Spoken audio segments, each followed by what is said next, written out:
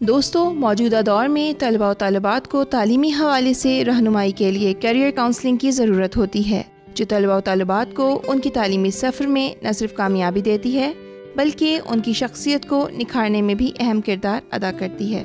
جی دوستو، اسی سلسلے میں آج ہم نے اپنے اسٹوڈیوز میں ڈاکٹر سائرہ بانو کو مدعو کیا ہے، جو ہمیں اور آپ کو کیریئر کاؤنسلنگ کے حوالے سے رہنمائی دیں گی۔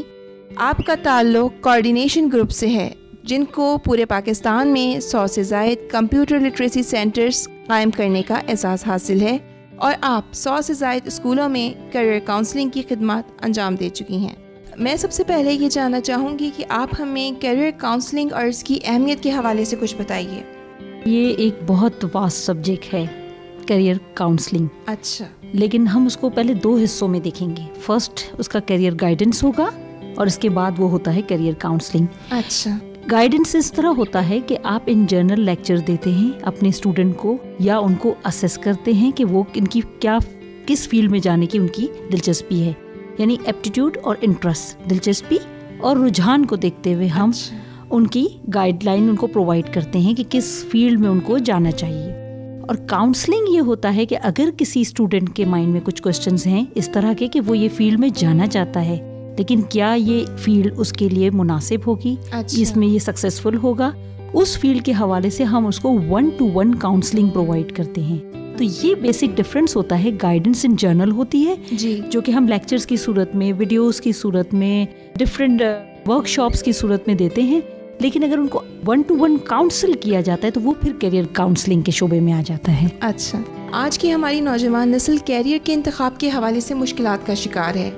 آپ اس کی کیا وجہ سمجھتی ہیں اور اس کا کیا حل ہے؟ مسئلہ ہمارے ساتھ ایک بہت گمبھیر ہے، وہ یہ کہ ہم جن اسکولوں میں ہمارے یہاں تعلیم دی جاتی ہے، میں کسی کو بلیم نہیں کر رہی اس میں ان جنرل بات کر رہی ہوں جی، اسکولوں میں جب تعلیمی سہولیات ہوتی ہیں اس میں ایک سیکشن ویک میں ایک کلاس کیریئر گائیڈنس کی ہونی چاہیے، جو کہ میں نے نہیں دیکھا کہ ہمارے یہاں ہوتی ہیں، بلکہ میرا خیال ہے ہمارے اسکول میں ہمارے بہت سارے اساتذہ بھی اس چیز سے بالکل نابلد ہوتے ہیں، بالکل ناواقف ہوتے ہیں، اور ان کے یہاں کوئی ایسا کانسیپٹ ہمیں نہیں ملتا اسکول مینجمنٹ کے اندر کہ اسٹوڈنٹ کو یہ بھی سہولت پرووائڈ کرے، جبکہ میں سمجھتی ہوں ایک انسان کو قابل بنانے میں جتنا ہاتھ اسکول کا ہوتا ہے اس سے زیادہ اس کی زندگی کو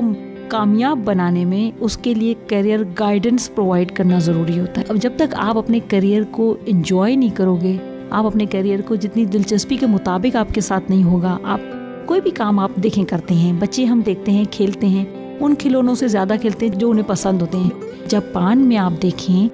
وہاں بہت ارلی ایج سے کیریئر گائیڈنس اور کاؤنسلنگ کی طرف رجحان ہے۔ جو بچے بہت چھوٹے ہوتے ہیں اور جب وہ پریپریشنری کلاس میں ٹوائے اور پلینگ گروپ میں کھیل رہے ہوتے ہیں تو وہاں ان کو انالائز کیا جاتا ہے، ان کے ماہرین وہاں اسکول میں ہوتے ہیں، باقاعدہ ایک اپوائنٹڈ اس چیز کے لیے ایک پورا سیکشن ہوتا ہے جو کہ ان کو مانیٹر کرتا ہے، اور وہ یہ دیکھتا ہے کہ وہ بچے کس طرف اٹریکٹ ہو رہے ہیں، اور جس طرف ان بچوں کا جھکاؤ یا رجحان ہوتا ہے بچوں کو اسی طرف وہ پھر لے کے چلتے ہیں۔ بیسیکلی دیکھیں کیریئر کاؤنسلنگ جو ہے اور کیریئر گائیڈنس، میں جب اسکولوں میں کمپیوٹر سینٹر کے حوالے سے جاتی تھی تو میں وہاں دیکھتی تھی کہ بڑا منتشر ماحول ہوتا تھا۔ جتنے بھی اسکولوں میں ہم گئے، ہم دیکھتے رہے، وہ ایوریج اسٹوڈنٹس جو ہوتے ہیں، جو میجورٹی ہماری جن اسکولوں میں پڑھ رہی ہوتی ہے، مڈل کلاس اسکولوں میں یا پھر گورنمنٹ اسکولوں میں، وہاں یہ ماحول نہیں ملتا تھا۔ جب ہم وہاں ان کو بچوں کو کوریدتے تھے، ان اسٹوڈنٹس کو انالائز کرتے تھے تو ہمیں پتہ چلتا تھا کہ بڑے منتشر ہیں۔ کلاس 9 کے لیے سائنس گروپ کا ٹیسٹ ہوتا تھا، بچے پریشان ہوتے تھے کہ اگر ہم سائنس گروپ میں چلے جاتے ہیں، بالفرض سلیکٹ ہو بھی گئے تو آگے چل کے تو پھر ہم پری میڈیکل ہی پڑھیں گے۔ اب ہم جب پاکستان کا انالائز کرتے ہیں نا تو دیکھیں جس طرح جسم کو ہر طرح کے نیوٹریشنز کی ضرورت ہوتی ہے نا، ایک بیلنس ڈائٹ میں آپ ہر چیز ڈالتے ہو، بالکل اسی طرح ایک ملک کو ہر فیلڈ سے ریلیٹڈ لوگوں کی ضرورت ہوتی ہے، ورنہ کیا ہوتا ہے ڈس بیلنس ہو جاتا ہے۔ اب آپ سال میں جو ہے اتنے سارے ڈاکٹر پروڈیوس کرو اور کوئی بھی ایک پائلٹ یا آرمی فورسز سے کوئی پروڈیوس نہیں کر رہے ہو تو وہ سیکٹر خالی رہ جاتا ہے، وہ ویکیوم آ جاتا ہے۔ صحیح۔ اسی طرح جو ہے آئی ٹی کے سیکٹر میں آپ دیکھیں اتنا ویکیوم چلا جا رہا تھا، بیچ میں سارے کے سارے ایم بی ایس کر رہے ہیں، مارکیٹنگ تو مارکیٹنگ میں جا رہے ہیں، ایچ آر میں جا رہے ہیں، تو بڑا ویکیوم ہے۔ تو اس کو دیکھتے ہوئے بڑا دل دکھتا تھا۔ پھر ہوتا یہ تھا کہ وہ مشروم یونیورسٹی سے پڑھ کے نکلے، دھڑا دھڑ ایم بی اے کیا، ایگزیکٹو کیا، کریش کورسز سے کیا، کسی بھی طرح کر کے بس پھر بھاگے وہ ڈگری ہاتھ میں لے کے گھوم رہے ہوتے تھے، جاب نہیں ملتی تھی۔ ظاہر ہے हर कंपनी की एक लिमिटेशंस होती हैं, हर फील्ड की एक लिमिटेशन। एग्जैक्टली, सैचुरेशन पॉइंट कभी ना कभी आता है, कभी ना कभी तो आता है। फिर वो होता ये था कि देखा देखी का माहौल, उसने किया MBA, फलां के बच्चे ने किया MBA, इसने एग्जीक्यूटिव किया, उसको 80,000 की जॉब मिली, उसको 60,000 की जॉब मिली, अब तो अपने बच्चे को भी यही कराना है, या वो बच्चा खुद जस्तुजू में कभी इतनी जॉब मिल जाएगी, ऐसा नहीं होता। हर एक को अल्लाह ताला ने दिमाग दिया है, हर एक को एक मुनफरिद सलाहियतें दी हैं, अपनी अपनी सलाहियतें सबकी अपनी हैं। तो आप किसी की देखा देखी कोई सब्जेक्ट कॉपी नहीं कर सकते, आप किसी की देखा देखी कोई काम नहीं कर सकते। मैं आपको बताऊँ, 2 आदमी मिलकर साथ काम कर रहे होते हैं ना, एक का काम करने का स्टाइल अलग होता है, दूसरे का अलग होता है। मैं आपसे पूछना चाहूँगा कि कैरियर काउंसलिंग और कैरियर गाइडेंस में क्या फ़र्क है? बेसिकली होता ये कि कैरियर गाइडेंस, मैंने शुरू में भी जैसे बताया कि इन जर्नल हम लेक्चर्स रखते हैं जो हम करते हैं, और उसमें सारे स्टूडेंट्स को साथ बैठा के हम कुछ रोल मॉडल्स लेके आते हैं अपने साथ। रोल मॉडल से मकसद ये कि जो अपनी फील्ड में सक्सेसफुल होते हैं यूथ्स, जैसे इंजीनियर हैं, पायलट हैं, डॉक्टर हैं, एक आध और डिफरेंट प्रोफेशनल्स हैं, MBAs हैं, चार्टर्ड अकाउंटेंट्स हैं, उनको हम लेके आते हैं, उनको इंट्रोड्यूस कराते हैं, उनको बताते हैं कि वो 15-15 मिनट की एक प्रेजेंटेशन वो अपनी बना के लेके आते हैं, और वो उनको गाइड करते हैं कि किस तरह इस फील्ड में इंडक होना है, मगर उसके लिए आपका क्या इंटरेस्ट होना चाहिए, और इंटरेस्ट भी किस चीज़ का होना चाहिए। काउंसलिंग के हवाले से हम देखें तो काउंसलिंग हम उन बच्चों को ज़्यादातर पिक करते हैं जो 8 से 9th में जा रहे होते हैं, 8 ग्रेड से 9th ग्रेड में गए, उन्होंने साइंस आर्ट्स कॉमर्स सेलेक्ट करना है, और उनको ये देखना है कि आगे फिर साइंस से वो किस फील्ड में जाएं। देखिए होता ये भी है, हमारे बच्चों में इंटरेस्ट भी होता है, ग्रेड भी अच्छा आ जाता है, बहुत कुछ होता है, कुछ वजूहात भी ऐसी हो जाती हैं, कुछ प्रॉब्लम्स ऐसी हो जाती है फैमिली के साथ कि वो बच्चे अपना कैरी नहीं कर सकते। मेडिकल है, अब सिलेक्शन मेडिकल का हुआ है, नहीं जा सकते। अदर देन मेडिकल क्या फील्ड है, इतनी सारी फील्ड है, B फार्मेसी है, D फार्मेसी है, आपके पास बहुत सारे सब्जेक्ट्स हैं,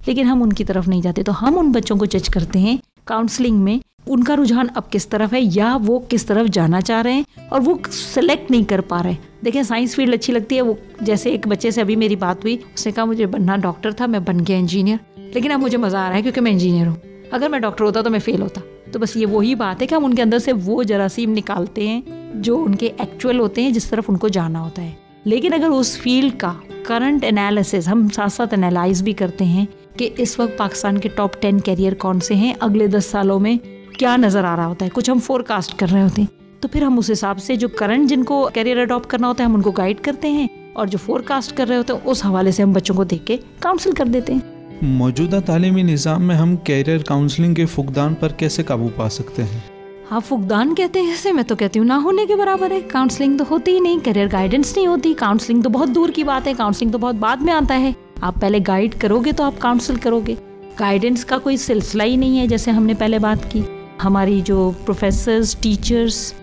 ये लोग हैं जो डिवोटेडली काम कर रहे हैं, कुछ NGOs खास तौर पे इसके लिए काम कर रही हैं, और हमारी NGO में भी यही है। हमारी NGO का मकसद ना सिर्फ ज़रूरतमंदों की मदद करना, बल्कि उन्हें इस काबिल बनाना कि वो दूसरों की मदद कर सके। सही, बात वही आ गई कि आप एक इंसान को उसके पैरों पे खड़ा करना।